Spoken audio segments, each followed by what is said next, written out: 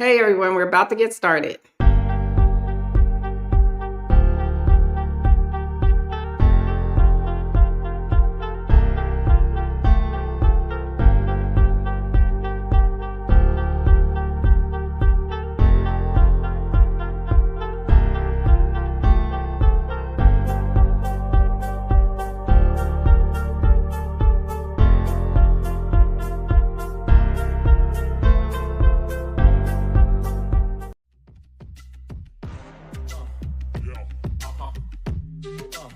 This is BACKtalk by Successful Black Parenting Magazine, the most listened to podcast for parents by parents.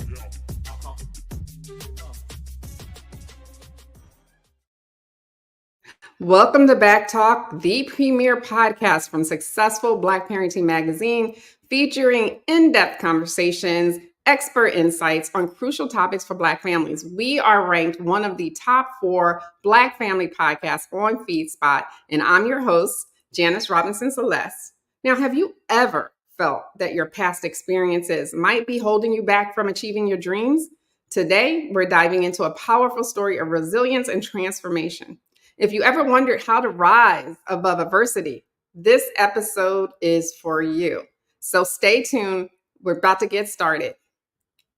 So I want to tell you today, we have a special person in our audience. I'm going to bring her up in a minute. I want you guys to share this podcast with everyone. And we have Ivy Price-Ware. Hi, Ivy. How are you? I'm fine. How are you? And you are an author of the book, Only Heaven Knows My Heart. And it's a page turner. It's about overcoming adversity. And Ivy, you've been through it, girl. Yes.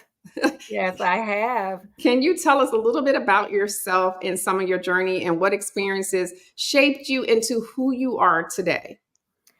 Okay, well, I would like to start off talking about who I am now, which is currently an educational advocate who has 23 years of teaching experience and leadership experience in Cincinnati Public Schools.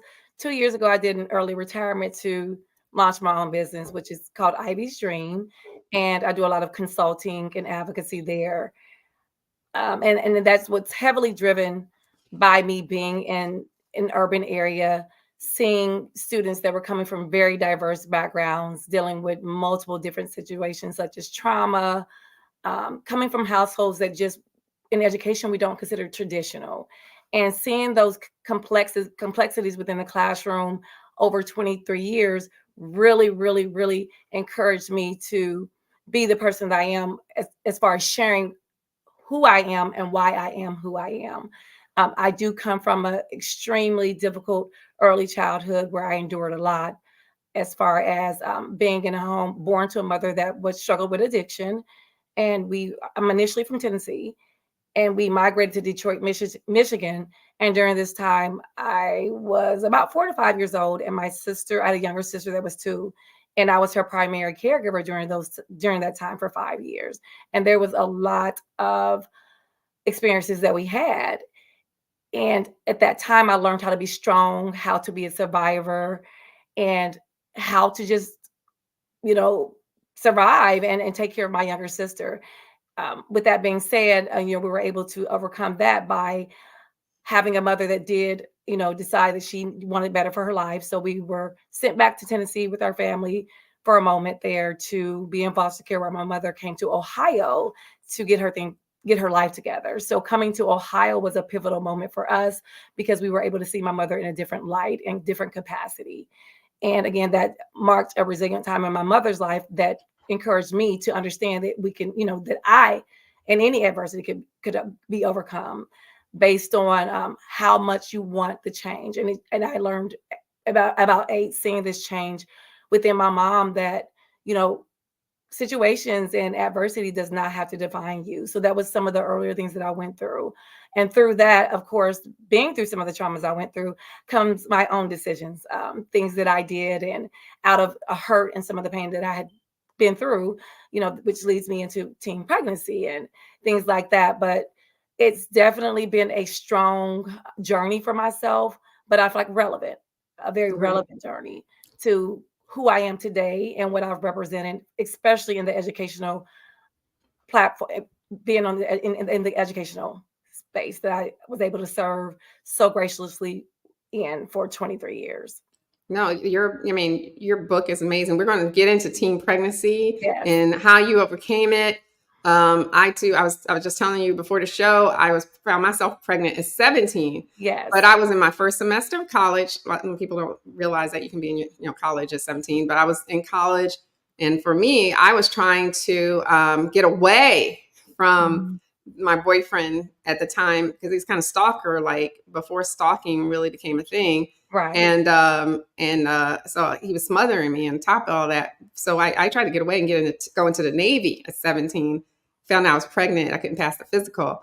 Boy, changes your life, right? 17, people tell you things like, oh, your life is over. And, it's different.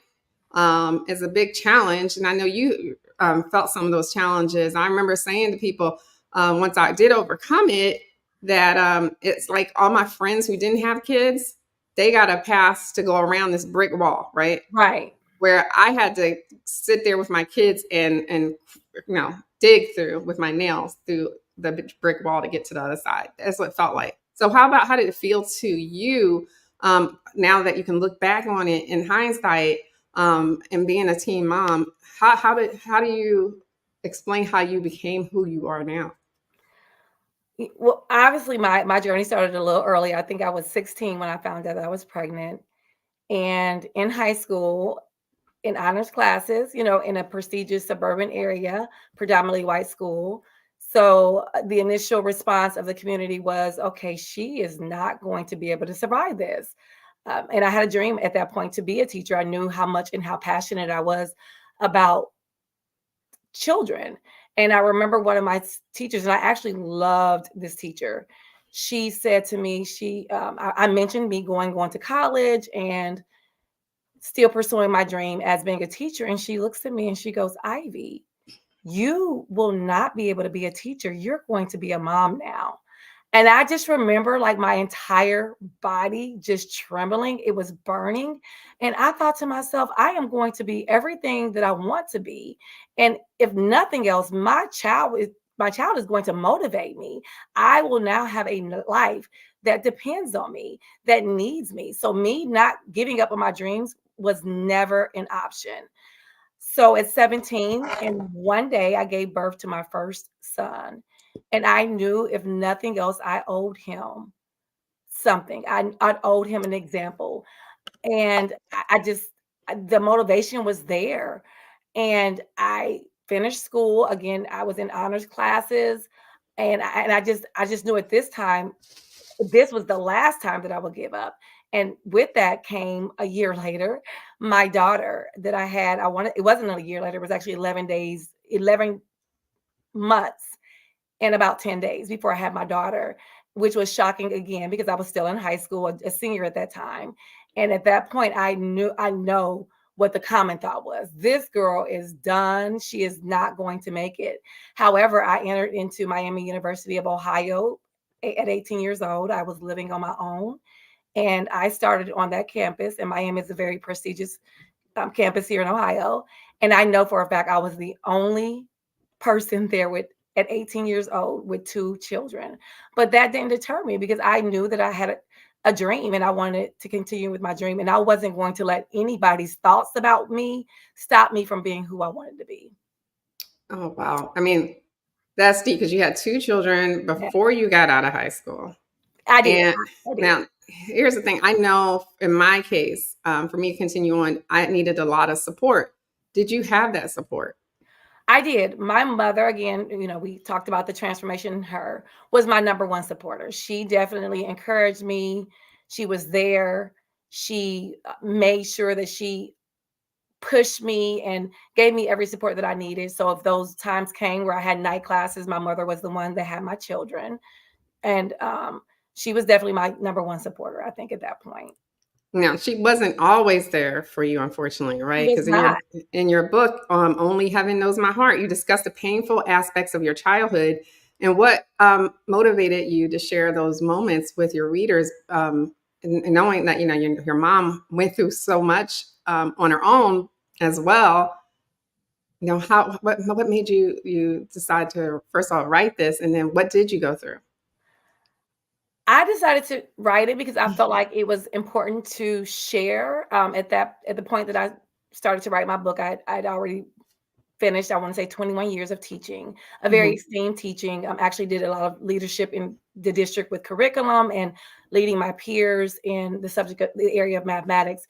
So at that point, you know that you've established yourself as a person that's successful in their career. However, what I did understand is most people did not know where I came from or what I had actually gone through. And I think for me, I was motivated to share that space because after accomplishing so much, I wanted people to understand the same accomplished woman that you taught with, or the same accomplished teacher that was esteemed in the classroom, had this very humble start. And I really wanted to give that to my students, to my young adults that, may be enduring some of the same traumas that I experience. I really, there's a saying that hurt people hurt people. But for me, I understood that healed people that have hurt can definitely help people. That's powerful. That's very powerful. Yes. Without saying too much about what's in your book, Okay. can you give like a synopsis so people understand what you went through? Absolutely. So again, I started out in early childhood, and my book goes back to like a very, very, very, very young age. I believe I started the memory around 2, and it describes some of the things that myself and my younger sister endured.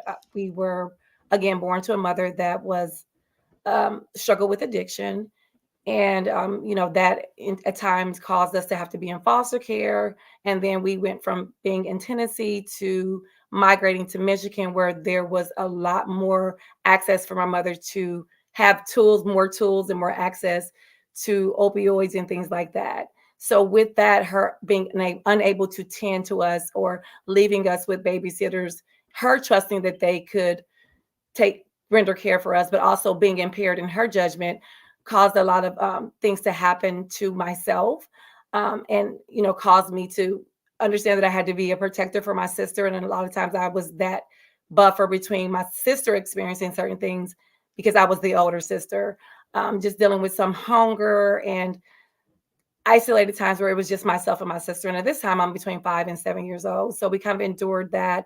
And it was extremely traumatic.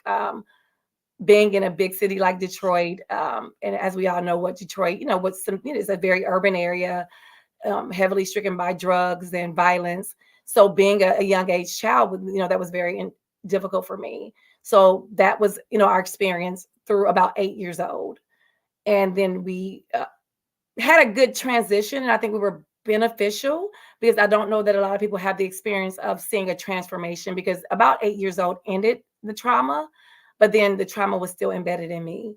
So that's where you have me kind of migrating to Ohio, people seeing my mother was phenomenal after that experience. She went to a treatment program here in Ohio, and she actually found faith. And so in Ohio, people knew my mother that had found faith, that had gone back to school, gotten her degree, and was a mother that supported my sister and I beyond measure. And so they could not connect some of the things that they saw in me, which was a very rebellious and hurting young lady that had experienced and felt a lot of resentment because of the things that I had went through and because of the roles I had to play for my younger sister and myself, just to ensure that we were safe. So that's part of the book. So but it's very detailed in the book. I'm very descriptive. I don't hold back because I understand some of the things that I went through. I saw that the entire time I was teaching. I could recognize when a child walked into my classroom just based off of who they were living with. Where's mom? I understood when that child will be hurting because they had a mom that was on drugs and they couldn't see their mom. Or when I have students coming in with foster care that are in foster care, I understood that pain and level of hurt. So I was, connecting with a lot of students that I taught as I went through this process of writing. And then, of course, my teen pregnancy, I think, had everything to do with me just still hurting, but not necessarily knowing how to heal through that. And so I was looking for an opportunity to receive that love, but not understanding that maybe early pregnancy was not the answer. But what I knew out of that is I was going to do what I wanted to do as far as my dreams and hopes, because I definitely wanted to create a different atmosphere in life for my children. Although I recognized immediately that at 16, you're probably not going to be with this man anymore. There will be a separation, and now your children will have parents that are not married. So definitely there's some things that came along with that I understood as I was going through the process. So I give a very, detailed account of teen pregnancy, the multiple pregnancies. Not only that, but I had 2 children while in college as well. So when I graduated from Miami University, I believe I was 25 years old. At that time, I had 4 children, a newborn. And I felt extremely privileged to be able to share that space with my children, because at that point I'm walking into my career. And I knew that I wasn't going to look back at that point. And I knew that I had accomplished something that most people cannot accomplish or feel like they can accomplish when they have the pregnancies, especially as early as I did, and as many as I did. Right. No, I'm so happy that your mother made a complete transformation, found the church, found God. That's fantastic. Now, you described one traumatic event that really hit me hard. And your mom and I think a friend went after this guy. I think you were like 4, and it lasted with you, where the guy, it was a babysitter, and he told you to pull down your panties. And you told your mom, and then tell us what happened. Okay. So yes, I believe he was babysitting me, and he was Mhm. a family friend. And I could see him eyeballing me. I was a very intuitive child, and I could see him eyeballing me, and I felt like something was there. And just as I felt something was there, he tells me to pull my panties down. So I'm like, no, but at that point I'm like, he's probably gonna make me, he's probably gonna make me. So I just say no, and I meant no. And thank God that he did not pursue anything beyond that. Like, he understood my no was my no. But I did communicate that to my mother, and she was hysterical. She went berserk. So she goes and she proceeds to get a gun. She's like, I'm going to go get him. She grabs the gun and she dashes out the door. I mean, she is just beyond herself. And so for me, it was like, oh my God. So at that point, I felt like telling was not the thing to do, because I knew, I'm like, I don't want my mom to go to jail. I mean, and she grabbed, I believe, a 9mm and walked out of that door. And I didn't know how that looked. I didn't know if my mother would return. So that was a very traumatic experience for me. And I understood, when I became a parent, why my mother felt that way. She definitely didn't want the intentional pain on me, although, we did have trauma with her, but she was never the type like, oh, I'm going to give my daughters up as a sacrifice for my addiction. That was not who my mother was. So she definitely, she was very much in pursuit of taking his life. It did not happen, thank God, but she was very upset. But it was traumatizing for me. I was wondering what happened to that guy after, because you didn't do that closure. I don't remember the closure part. So I was wondering, like, did they find him? I don't know if they did. I know that I never saw him again. So to be completely honest, I don't know what the end result was, because that was beyond my scope of understanding. So my mother returned. She never went to jail. So I just assumed the best, that we just disconnected from this person and he just went on with his life. Well, okay. We hope so. That's what I hope. My mom would have a fit, like you're telling that story. And Ivy, I told you not to put certain things. So I said, Mom, I did not. I included in an act, but I didn't give the result or anything. And I really didn't know what happened beyond her leaving the Right. house. No, that was an important story for you, because that you remembered that, and it caused you a lot of trauma Yes. as you grew. Yes, So absolutely. because of a pervert, you had to deal with that, even though, he didn't complete the act. It's just the fact that where he put you in a state of mind. Yeah, the can violation was easily. definitely felt. The Yes. violation, yeah, even at 4 years old, I felt violated. Yeah. I understood that that was wrong for him to ask me. So it definitely created a lot of trauma there, and fear, and just a lack of, I didn't feel safe. And how do I control it? This is a grown man. So it definitely put definitely an impactful moment as far as a traumatic experience for me. Right. I just want to make a point, because at age 4, you were only Yes. 4, right? Yes. And people do, benign types of things to scare kids or whatever, and they say, "Oh, they're not gonna remember it. They're only 4." Yeah, you remember, especially if it's Absolutely. traumatic. Yes. Keep that in mind. They do remember. Yes. They Yes. will remind you of it too later. So Yes. now let's talk about those multiple teen pregnancies, because I wanted to focus more on teen pregnancies, because we really haven't talked about it on this show. But what advice would you give to young mothers who might find themselves in this situation? I think for me, the first advice is don't let your children be a stumbling block. It's a stepping stone. It's a learning opportunity. And for me, that's how I proceeded with my endeavor with being a teen mom. My kids were never a mistake because I understand the creator, understood the foundation of who I was and what would happen in my life prior to me coming on this earth. So take that as an opportunity to just, what am I supposed to get out of this? What can I do? Find a support system, but never see it as I have to give up. I can't follow my dreams. Life is over for me, because those are the things that we're told. Like even with me, I described it a little earlier that a teacher, someone that I highly esteem, told me, you cannot do this. They also took me over to a Miller Brewery. I was in advanced classes, and they Mhm. took me to Miller Brewery. It was like a vocational program they have for teen moms. And they said, so listen, you guys probably won't do well in a college space just because there's so many responsibilities that come along with parents. So you need to think of like places like Miller Brewery. And I'm walking through the brewery like, oh, this is not me. I'm not working at a Miller Brewery. Like, congrats, hats off to those that work in a brewery, but that's not Mhm. my destination. I'm sorry, you're not going to tell me what my destination is. And so to my young teens, don't let anybody tell you what your destination is. You are in charge of your destiny, regardless of what happens and what may be contrasting to what you think is meant for you.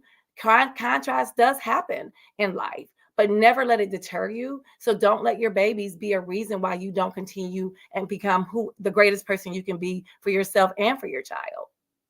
No, absolutely. Now, I just have to say, because I know some people are going to listen to this, somebody somewhere is going to say, oh, you're encouraging teen pregnancy.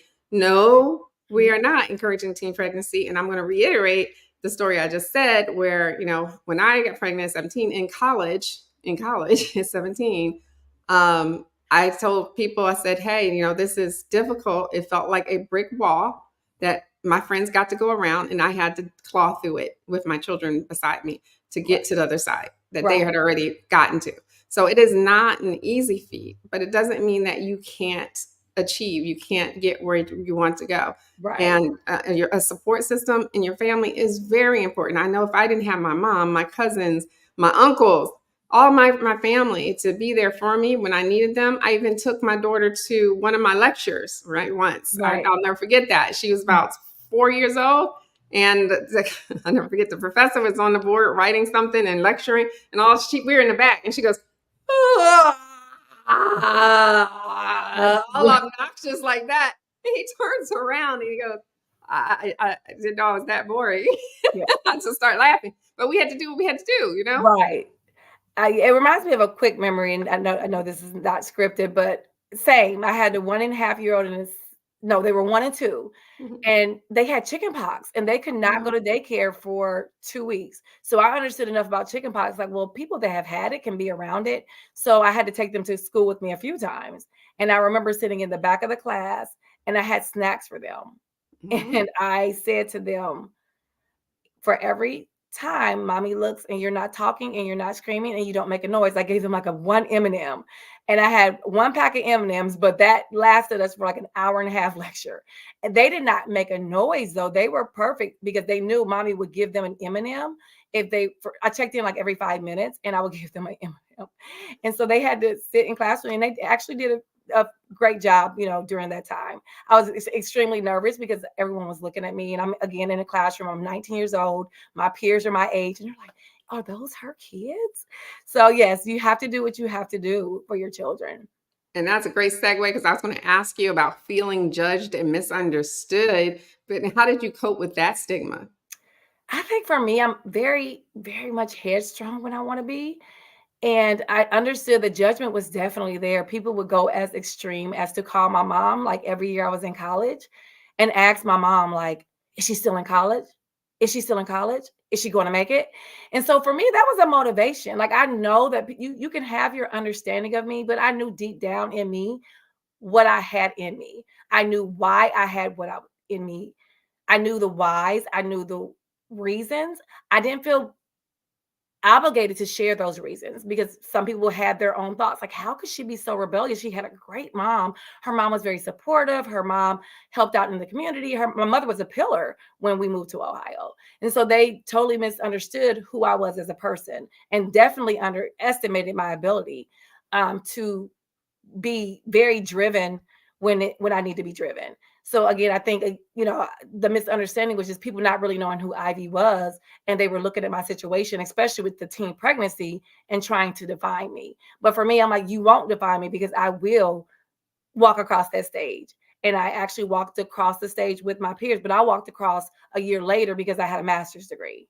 So I think, again, just the misunderstood part was just people really just not knowing that what I had inside of me was drive, passion, and I've never been a quitter. Like, I've never given up, regardless of what space I've been in.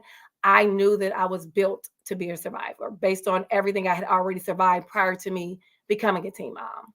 Girl, you are a survivor. Only Heaven Knows My Heart, that book. Yes. Oh my God. You guys can find it on Amazon. It's not a long read. It's a good read. I read it over like 2-3 days here and there. It was really good. And it talks about how you survive. And I was like, what? But I gotta tell you, when you kept getting pregnant again, I was like, oh my God, not again. She needs a break. Poor lady. No. I do want to go back to the space, because I don't know if I got a chance to speak about that, because you said people will look at this and say, hey, I'm not advocating for anyone to get pregnant at a teenage age. Mm-hmm. However, the reality is it happens. So I think there has to always be things set in place and examples set in place of people that were able to overcome, and what did they do in the space when they became pregnant. So again, I'm definitely not an advocate for any teen getting pregnant. However, if you do get in this situation, I think it's more important for them to understand people have been pregnant. They've had children at a teen age and still been able to do and accomplish the things that they want to accomplish. Absolutely. You need to know, if you're in that situation, that's not the end. Right. How can you be a good mother to your child if you think that's it, Right. That's it for you. Absolutely. So, how old are your children now? I have a 29-year-old, 28-year-old, 24-year-old, and a 22-year-old. Oh my gosh. And how are they doing? They are doing well. They're doing well. I have 2 down in Florida that are working in the educational system. They're working for Apex. So they go into the schools, and that's my 29-year-old and my 24-year-old. And they train students to be leaders, and they work with them on leadership skills, and they raise money. And so they travel all over. I believe just last week they were in Denver. So they're very much inspiring me. Now my kids did all they kind of went. I have 2 that have associates, and then 2 that are kind of more business and entrepreneurial minded. And so for me as a mom, I'm like, did you guys know how hard I worked to get a degree and get a 4-year degree? But again, I have to let them have their own paths. And so again, they kind of are doing their own thing. But my oldest is a franchise owner actually in Apex. So I'm extremely proud of all of them. I have one that is a high general manager for one of the food chains, Jimmy John's, over in Indiana. So that's my second oldest, my daughter. So I'm extremely proud of their efforts, and they're going to get what they want. They definitely are go-getters. Well, I'm glad you shared that, because that's the other stigma, right? That people think if you had a baby when you're a teenager, they, single moms, they can't raise children. And then if you get pregnant when you're a teen, or your kids are going to be this and that. And if you have drugs in your family, they're going to be drug addicts. It's just all these stigmas they have, and it's not true. And I actually have success stories with my kids too, so I understand. But go ahead, say what you're going to say. I see you got. No, I'm sorry. I was agreeing with you. I was agreeing with you. Like, yes, definitely. Absolutely. So, and I'm proud to hear that. Now, for the people who are listening, just so you know, you can ask Ivy a question. You can post it in the comments on Facebook, and if you're watching on YouTube, and I can ask her now, but you have to do it early, because we're going to be winding up soon. So if you have any questions, this is the time to type them in there. Now, we talked about you turning your purpose and your pain into purpose, right? Yeah. And you did that, and now you're a teacher. What do you teach? No, actually, so I retired from the educational system, right. And I'm a fully engaged business owner that has an educational organization. It's called Ivy's Dream.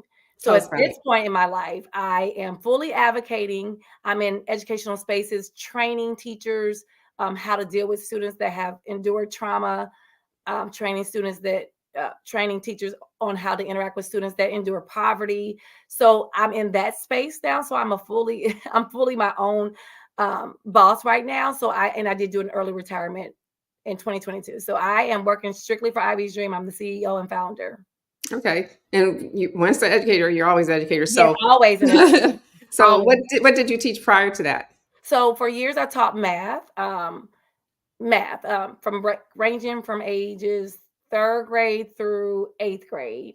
Okay. I also did a lot of leadership within the district as far as curriculum specialists and steering committee, which was led the Cincinnati public school system with their efforts to create curriculum around math and things like that. So that's where I spent my last year or two, just coaching and in those spaces of leadership in the Cincinnati public schools. Okay. Well, I'm glad we have a question from Malia. I was about to get into this, so I'm gonna let Malia ask because she says, how much did your faith impact your ability to overcome so much? Can you touch on that?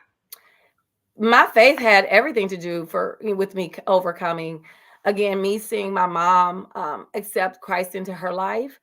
I knew that God was real because I knew what we had endured for the first 8 years of our life. So for me, that was a connection because I saw the tremendous turnaround in my mom. So I knew at one point, although for years I fought it because I wanted to create my own life and I was very stern and I'm going to create my life, but I had to yield to the understanding that my spiritual leader, God, was the answer, and accepting him has been integral in the strength that I needed, leaning on him and leaning not to my own understanding, trusting him when I couldn't trust anyone else. So that's been my faith and my spiritual connection with God has definitely been the reason why I feel like I can do what I need to do. Just understanding that my creator, nobody can mold and shape you like the person that created you. And so I definitely feel like that's been the number one key to all of my success. I have to give it to my awesome and mighty God that I serve.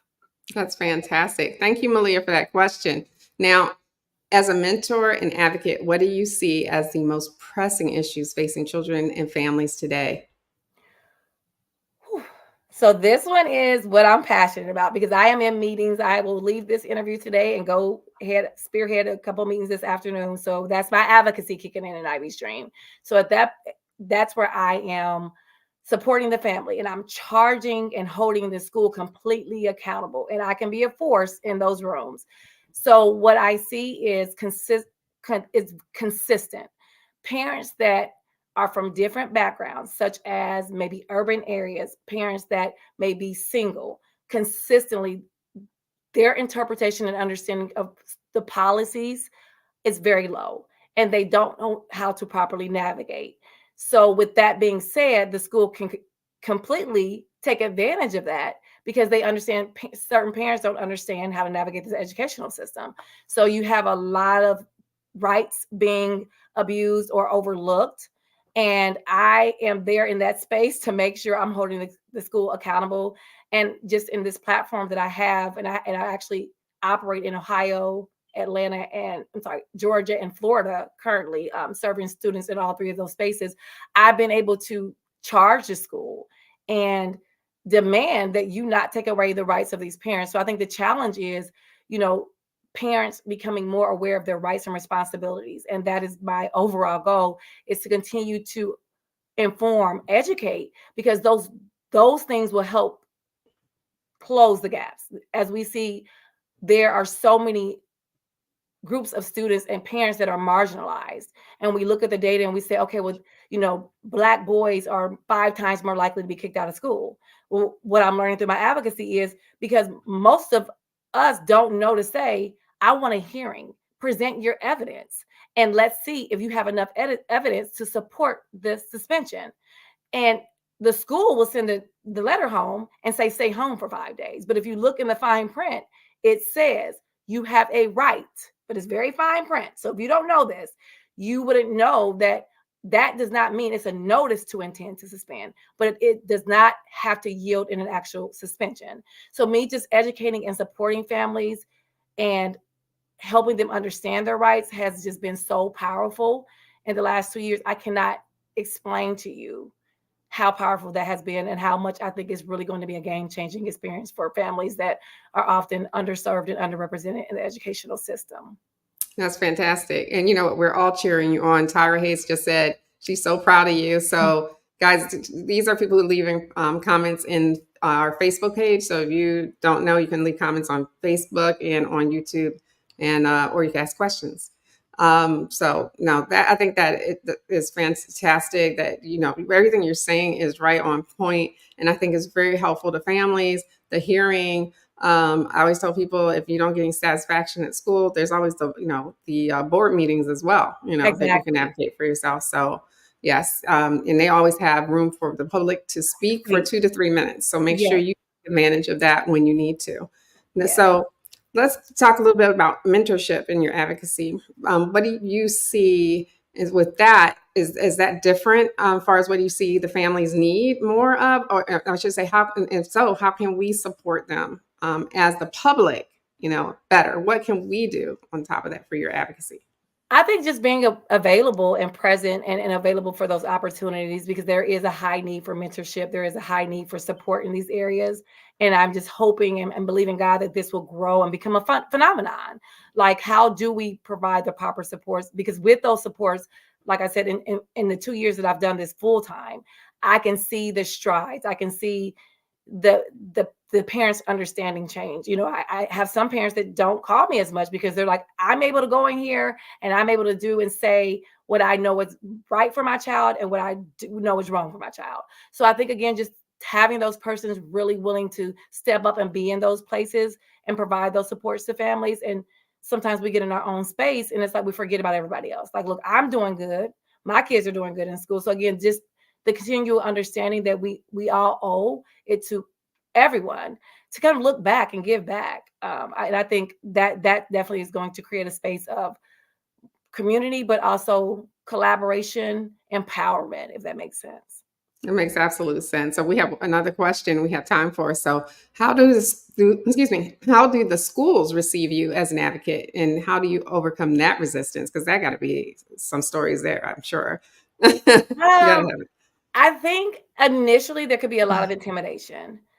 And I'm just going to be frank. Who is this Black woman coming in here telling us? Because I'm going to tell you right now, I do not hold back, especially if I'm called into a situation and I know that you have violated the parent rights. And I know that you violated the parent rights. However, you don't see me coming because it depends on the situation. I may introduce myself via email first, or I may just choose to show up to the meeting with the parent. So I definitely think that there's intimidation initially, but me being an educator, I also have the ability to connect with educators. Like, if our common goal, which it should be, is to be here for the student, we should be able to work together. You shouldn't be mad. Why are you mad? Because ultimately your goal should be to move in the best interest of this student. And that is also my goal. So why are you mad?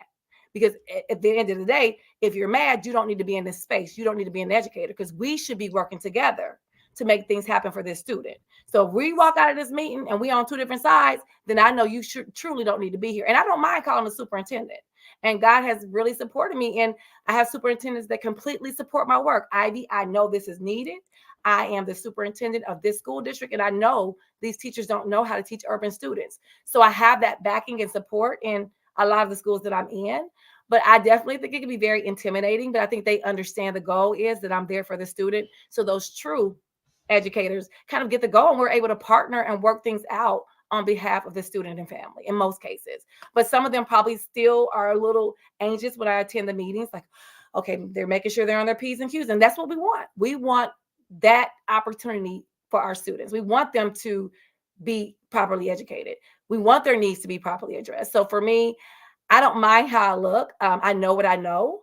And God allowed me to be in that space for 22 years to interpret the system to the level that I do, and really, really, really be that force for my parents. So, and it's driving change and driving accountability. Okay. Now you are in your right space, because Yes. I can see that, like, you like Oh, yes. That is my type mentality behind you. You are not yes, playing. yes, You're going to get satisfaction. yes. So For my families, I definitely believe. And I've always, even in my teaching, I would have to step out of my role and talk to my principals, and say, listen, this isn't right. So don't have me in a meeting, because I'm gonna tell you exactly what's wrong. And I know you're my principal, but I'm gonna tell you right now, don't suspend Devontae But Jacob cussed 3 teachers out last week. I'm not going for it. I don't That part. stand for that. And that's who I've been as an educator, because those types of things are happening.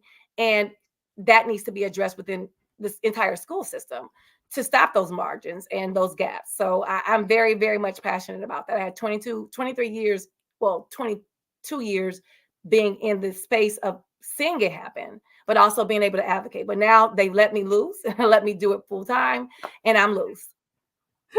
You are so funny. You are loved. Look at this. I just love you, my sister Ivy. So proud of you. Blessing on you. I wish I was here. I think the person commenting is Malia Arnett Archie. So if we go back to my story of trauma, that is my younger sister that endured a lot of. Oh, Malia. Oh, that's right.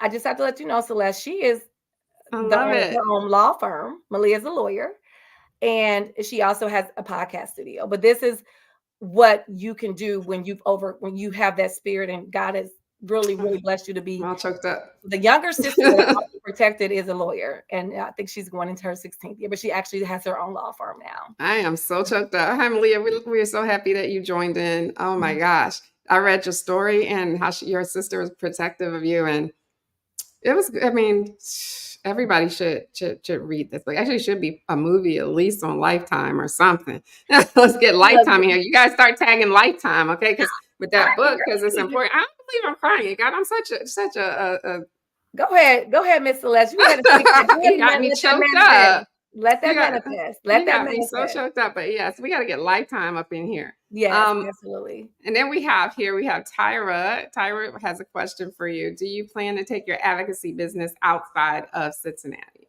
I do. I have already expanded. I'm in Georgia. I've been in Tennessee, Florida, and I expect that, again, I want this to become a national phenomenon, that, it's adaptive and it becomes contagious. Like, we know that it's needed. Most educators know, like, we need a level of advocacy for these parents that don't understand their rights. So my overall goal is that, yes, it expands and it becomes a national phenomenon, that we kind of add that layer of support for all families. So yes, absolutely.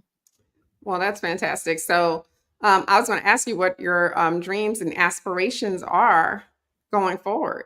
Yes, just again, that's one of my aspirations, is to make this a national phenomenon, make sure that every parent has this access, because I feel like I see my parents, and one parent looked at me one day and she goes, I feel like I walked in here with a lawyer. I'm like, well, no, the lawyer works. I do. My sister is my lawyer for my company, but I'm not a lawyer, but I think I have that boldness and I can definitely handle myself accordingly. But they feel so empowered. So I just want this to be something that, again, that's contagious, that is adapted among states, and for the schools to recognize and districts to recognize that this is a layer of support. It's sometimes difficult to be in education and be the advocate as well. So I think, again, I want Ivy's dream to be in all. If I could have a dream, it would be that Ivy's dream is in every state, and that we're able to support students and families in these difficult situations, just to understand the rights and have that extra padded layer of support. And we see those successes in students, and we start to see the gaps closing for those kids that are traditionally, again, underrepresented, underserved, that perform lower on testing, that are less likely to enter college or enter higher levels of education. I just want to see those gaps truly close for all students. Right. Now, your sister is so cool. She said, yes, she's still my protector.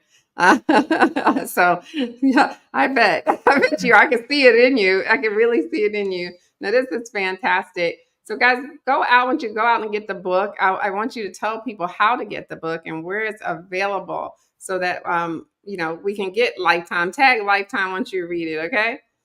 Thank you so very much. So do you want me to explain where to get it? Yes, just explain where to get it. It is on Amazon, and you can always reach out on any of my social media platforms and personally inbox me, because I've realized during this whole being an author that some people love their book signed, even if they don't know me. Right. So you can definitely reach out for special orders on any of my social media platforms. DM me, and I will make sure that I get the pertinent information and have your book signed and mailed to you. So on Facebook, I am Ivy's Dream. I feel like on Instagram, LinkedIn, and TikTok, I am Ivy's Dream. The word I am Ivy's Dream.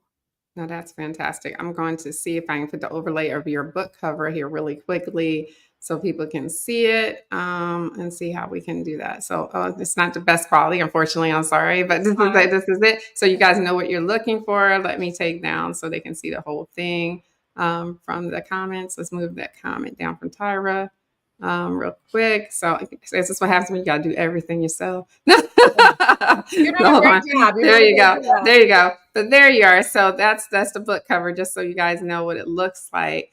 But make sure you go and get it for it's going to help you. Now you have your business is a nonprofit. Is it nonprofit or for profit? So part of it is nonprofit. Ivy's Dream is not nonprofit. However, the Diamonds with Destiny, the mentoring program, is nonprofit. Okay. So part of me is profit and the other is nonprofit. But Ivy's Dream actually is not a nonprofit. It's so my question is, all this advocacy, how do you fund your business? Because that's one thing we struggle with as entrepreneurs is how do you fund your business?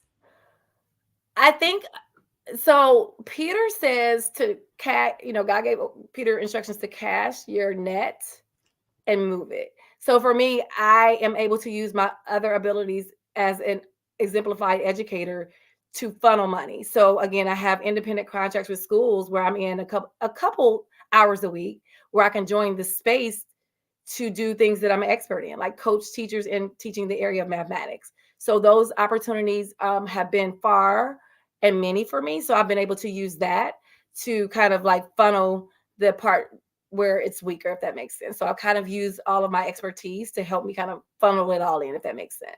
So I do some work in the schools where I'm hired to come in and they use my expertise, if that makes sense. Well, we need to make sure that you can continue to do this and continue to expand. So we got to figure out somehow a way. I don't know, somebody wants to start a GoFundMe or whatever, so that you can continue to do what you do and expand on what you do. Because parents do need that advocate bulldog behind them to make sure that, their rights aren't being violated, their child's rights aren't being violated.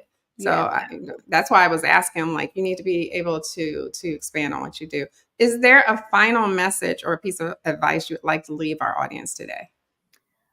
Yes, I think I would like everyone to understand what I represent. And I think that is, no matter what experience you have in life, take it as a part of who you are to become and don't let it determine who you are not.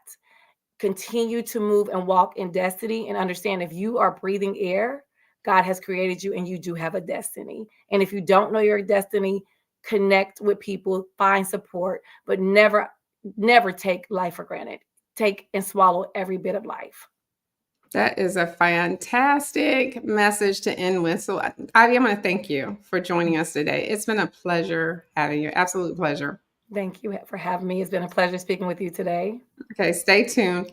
And I want to give a big shout out to all of you tuning in, especially Malia, and engaging with us here on BACKtalk by Successful Black Parenting Magazine, the syndicated podcast that's a must for Black parents everywhere. And make sure you follow us on social media. The more you engage, the more we all can thrive. Okay, so we'll be back next week with more. Until next time, I wish you all the best and much success. So take care, everyone.